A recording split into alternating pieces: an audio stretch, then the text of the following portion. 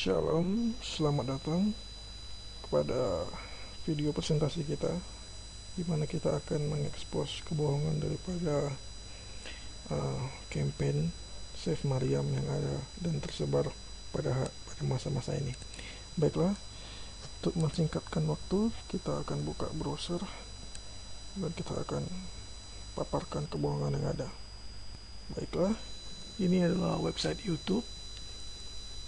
Perhatikan, dan ini adalah salah satu video Save Maryam yang diupload oleh By Choice Muslim.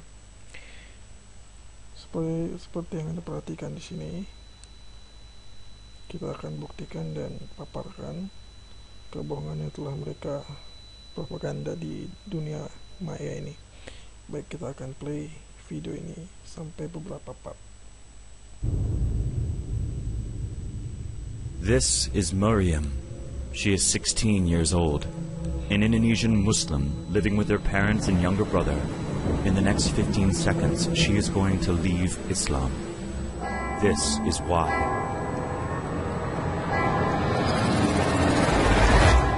Indonesia, the largest Muslim country in the world with over 200 million Muslims. But this is changing. Approximately 2 million people in Indonesia leave Islam for Christianity every year. Statistics from the International Crisis Group 2012 indicate that if the growth continues at its current rate, by 2035, it would cease to be a Muslim majority country. This is an alarming situation and begs one to consider, why is this the case? Why are people not satisfied with Islam? Why are they willing to abandon Allah? There are people in Indonesia that have a very limited access to Islamic knowledge. The main exposure to Islam is through Friday sermons, which on many... Oke, sampai di sini kita sudah melihat beberapa info yang telah mereka berikan. Oke, kita pergi dari awal untuk kita akan perhatikan secara detail dari awal. Baik, ini adalah tampilan awal video tersebut. Dan seperti yang kita perhatikan, mereka mengatakan bahwa video ini tidak menggunakan musical instrument. Saya mengkritik video ini dengan keras. Kenapa? Karena mereka menggunakan instrumen musik. Dari awal mereka sudah berbohong. Karena jikalau kita katakan kita tidak menggunakan instrumen musik, pertanyaan pertama, dari manakah kita mendapatkan suara atau background musik yang ada di video ini? Tidak akan mungkin Anda mengatakan bahwa suara ini tidak digunakan dengan instrumen, karena jelas kita akan menggunakan instrumen untuk menghasilkan suara yang ada dalam video ini. So dari awal mereka sudah bohong. Mereka mengklaim bahwa mereka mendapatkan angka 2 juta ini daripada statistik International Crisis Group. Kita akan cek info tersebut. Oke, saya akan perbesar supaya Anda dapat melihat sendiri apa yang kita lihat. Oke, seperti yang Anda perhatikan di sini, ini adalah kop surat daripada International Crisis Group, di mana surat ini adalah bersifat briefing, dan kita akan buka website resmi organisasi ini. Oke, dan ini adalah website resmi daripada International Crisis Group, dan ini adalah event Global Briefing 2012. Seharusnya dokumen itu ada di website ini. Oke, kita akan cek melalui negara. Bisa Anda lihat di sini ada banyak negara yang ada di sini, dan kita akan cari Indonesia. So, Indonesia.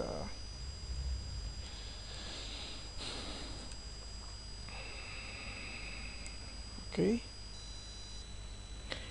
Baiklah, ini adalah tampilan dokumen-dokumen daripada ICG atau International Crisis Group untuk Indonesia. Dan dokumen terakhir itu adalah tentang kekerasan di Papua. Baik, kita akan cek tadi. Oke. Di sini mereka mengklaim bahwa perhatikan baik-baik. Di sini mereka mengatakan bahwa dokumen ini terjadi pada tanggal 24 November 2012. Ini adalah lelucon. Kenapa? Karena sekarang itu masih tanggal 13 Agustus 2012. 24 November itu 2 bulan setelahnya. So ini adalah dokumen palsu, dokumen buatan sendiri, dan Mercy Mission yang telah membuat ini adalah organisasi bodoh, atau yang saya katakan organisasi Bahlul bin Idiot. So, mereka harus malu terhadap diri mereka sendiri. Baiklah, kita akan pergi ke bohongan berikutnya. Oke, inilah grafik populasi Kristen di Indonesia, dan grafik ini didapatkan daripada dokumen tadi yang dari International Crisis Group, atau yang kita katakan dokumen palsu daripada International Crisis Group. Jadi di sini kita bisa lihat populasi yang sangat luar biasa, atau saya katakan populasi yang besar sekali ya. Oke, kita perhatikan beberapa poin di sini. Ini adalah populasi Muslim dan ini adalah populasi Kristen. Baik, di sini kita lihat angka 250 juta dan ini ada angka 50 juta. Di sini mereka mengatakan bahwa populasi Muslim di Indonesia pada tahun 2000 itu hampir mendekati 250 juta. Wow, ini adalah sebuah kebohongan. Dan juga populasi Kristen pada tahun 2000 hampir 50 juta. Jadi logikanya, jikalau kita berasumsi karena ini mendekati 250 juta, kita mengatakan bahwa pada tahun 2000 populasi Muslim Indonesia 240 juta ditambah dengan populasi Kristen 40 juta, berarti kira-kira dari populasi dua agama ini Indonesia sudah 280 juta pada tahun 2000 loh. Bagaimana dengan tambahan daripada agama lain, Hindu, Buddha? Mungkin Indonesia populasinya pada tahun 2000 sekitar hampir mendekati 300 juta. Lucu kan? Ini sangat lelucon sekali, karena kita akan buktikan bahwa ini salah. Baiklah, kita akan pergi ke website negara. Baiklah, ini adalah website Badan Tenaga Nuklir Nasional atau BATN, seperti yang Anda saksikan di sini. Oke, so untuk mempersingkat waktu, kita langsung pergi kepada statistik atau populasi Indonesia pada tahun 2000. Perhatikan di sini URL, ini batan.go.id. So Anda bisa lakukan riset sendiri dengan men-type URL ini. Baiklah, kita akan perhatikan ini adalah statistik penduduk Indonesia, jumlah penduduk pada tahun 1990 dan 2000 yang disajikan pada tabel 1. So ini adalah tabel 1 tentang statistik penduduk Indonesia. Oke, perhatikan dengan seksama bahwa angka ini dalam ribuan.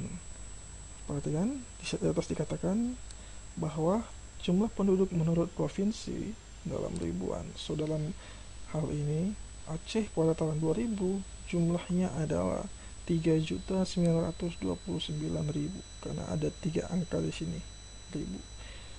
Jadi kita perhatikan langsung untuk mempersingkat waktu. Pada tahun 2000 Indonesia memiliki populasi penduduk 205.843.000. Jadi kita sudah membuktikan bahwa ini adalah salah, populasi ini salah, populasi ini adalah bohong. Jadi organisasi Mercy Mission yang berada di Inggris adalah organisasi penipu yang ingin menipu Anda. So, hati-hati, dan kita harus cermat untuk mengatasi masalah ini, karena banyak organisasi luar negeri yang ingin mengadu domba kita dan melakukan propaganda terhadap Indonesia. Baik, di sini kita sudah mengekspos 2 kebohongan, dokumen palsu daripada International Crisis Group dan juga populasi palsu yang mereka paparkan di sini. So kita akan pergi ke seksi berikutnya. Oke, baiklah, kita telah sampai di sesi berikutnya. Kita akan bongkar beberapa beberapa informasi palsu yang telah diedarkan. Oke, kita akan lihat sejenak. They are holding their sermons on Friday instead of Sunday. They recite their book in the same style as the Quran. They use Islamic terminologies in their language, such as Salah, Iman, and even Allah. Maryam. Oke, baiklah, kita telah melihat beberapa poin yang telah mereka berikan. Mereka mengatakan bahwa gereja di Indonesia telah mengalihfungsikan jadwal ibadah mereka, di mana mereka tidak lagi beribadah pada hari Minggu, tapi mereka menggunakan ibadah pada hari Jumat saja. So, ini adalah informasi palsu dan ini adalah informasi salah yang bertujuan untuk mengadu domba. Saya akan jelaskan di mana kegiatan daripada gereja dan juga kegiatan daripada tempat agama lain itu sangat berbeda, di mana gereja itu memiliki struktur organisasi dan struktur kegiatan yang sangat padat. Mereka memiliki kegiatan, saya bisa katakan setiap hari.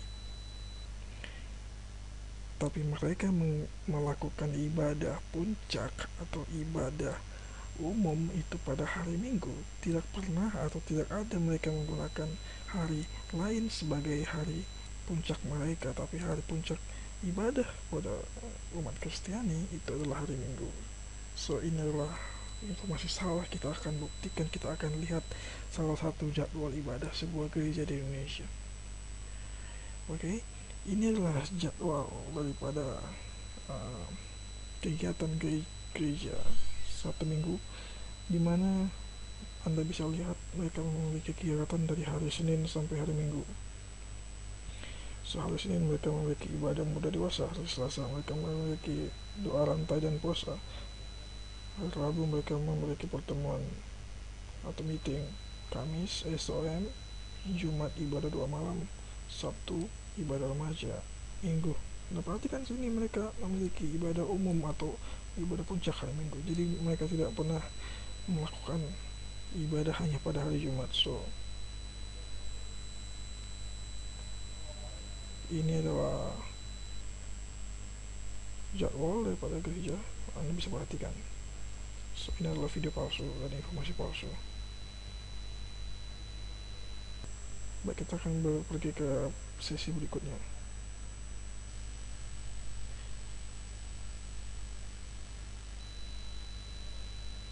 Which such as Salah, Iman, and even Allah. Oke, di sini mereka mengatakan bahwa rakyat Indonesia yang Kristiani menggunakan kalimat-kalimat atau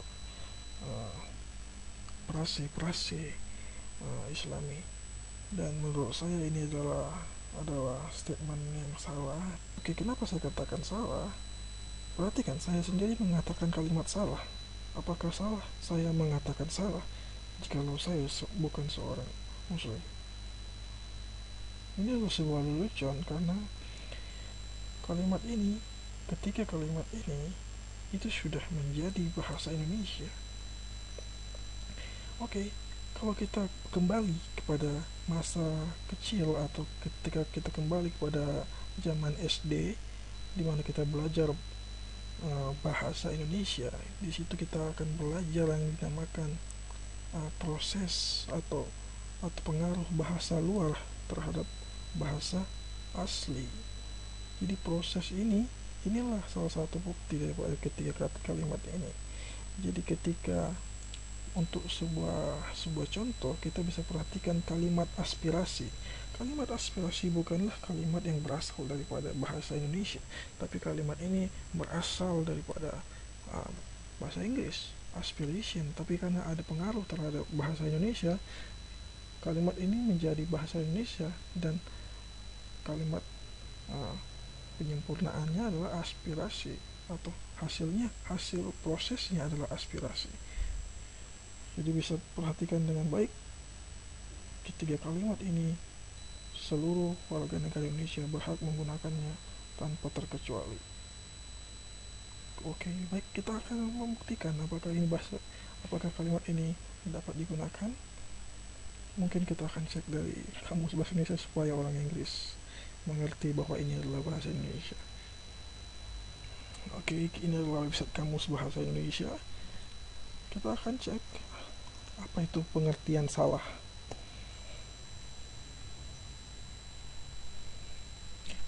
Oke, ini adalah kalimat salah dengan yang memiliki definisi tidak benar, tidak betul, keliru, menyimpang, dan tidak mengenai sasaran. Jadi sangat jelas ini adalah bahasa Indonesia. Kita akan buktikan iman. Oke, iman atau kepercayaan, keyakinan, dan ketetapan hati. Jadi seluruh warga negara Indonesia, tidak peduli itu apa agamanya, mereka bisa menggunakan kalimat iman. Ketika mereka berkhotbah, mereka bisa mengatakan iman. Ketika mereka berceramah, mereka bisa mengatakan iman. So, tidak ada masalah. Karena apa yang seperti saya katakan, kebanyakan bahasa Indonesia adalah dari bahasa luar. Jadi kita harus mengerti yang namanya proses pengaruh bahasa asing terhadap bahasa asli. So, kita akan cek kalimat Allah. Oke, di sini dikatakan Allah adalah nama Tuhan dalam bahasa Arab. So, memang ini dikatakan dalam bahasa Arab, seperti saya yang katakan kepada Anda bahwa ini adalah proses pengaruh bahasa Arab terhadap bahasa Indonesia. Jadi di sini kita bisa perhatikan bahwa kalimat ini adalah Tuhan yang Maha Esa. Perhatikan baik-baik. Di sini tidak dikatakan bahwa kalimat ini adalah menuju kepada satu agama tertentu, tidak. Tetapi ini sudah menjadi bahasa umum, di mana seluruh warga negara Indonesia bisa menggunakan. Biksu atau apapun itu, pendeta atau apapun itu, mereka berhak berkhotbah untuk menggunakan kalimat ini. Jadi tidak ada masalah, karena orang di Arab sendiri, seluruh agama apapun itu, mereka dapat menggunakan kalimat ini untuk menggambarkan Allah mereka sendiri. Oke, sampai di sini kita sudah sangat jelas bahwa video ini bertujuan untuk mengadu domba dan memprovokasi. So, Mercy Mission seharusnya belajar bahasa Indonesia terlebih dahulu untuk membuat sebuah video supaya tidak salah terhadap masyarakat, tapi ini telah memberikan sentimen negatif. Baiklah, tadi kita sudah menjelaskan beberapa poin. Pertama, mereka membuat dokumen palsu. Yang kedua, mereka telah memberikan populasi palsu. Yang ketiga, mereka telah memberikan atau memprovokasi bangsa Indonesia dengan mengatakan jadwal atau gereja mengalih fungsikan jadwal ibadah. Itu adalah palsu juga. Dan ini terakhir adalah mereka memprovokasi tentang bahasa Indonesia yang dimana saya katakan palsu. Karena dalam Sumpah Pemuda, seluruh warga negara Indonesia berhak menggunakan bahasa nasional atau bahasa Indonesia. Jadi ini adalah sisi terakhir daripada video ini, dimana kita akan memberikan lagi video berikutnya dalam hari-hari berikutnya. Oke, ini adalah halaman Twitter Indonesian Christian Defense League. Oke, Anda bisa add kita di @IndoChristian atau untuk berdiskusi bersama dengan hashtag exposed Save Mariam.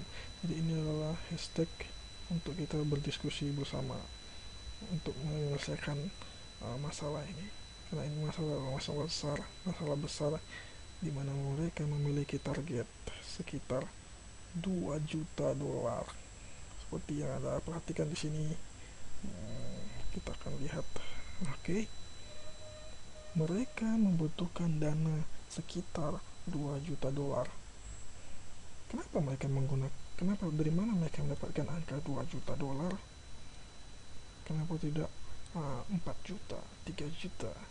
Tetapi mereka menggunakan angka ini berdasarkan, mungkin asumsi kita adalah berdasarkan 2 juta rakyat Indonesia yang berganti agama, dan itu adalah informasi palsu daripada yang mereka paparkan daripada mereka sendiri, atau mereka membuat informasi sendiri. Jadi berhati-hati, jangan pernah Anda mengirimkan uang kepada organisasi ini, karena organisasi ini adalah organisasi scam atau mereka adalah penipu, dan kita harus laporkan organisasi ini. Baik, usai sudah perjumpaan kita, jangan lupa untuk bergabung di percakapan kita di #expose Saif Maryam. Oke, terima kasih. God bless you.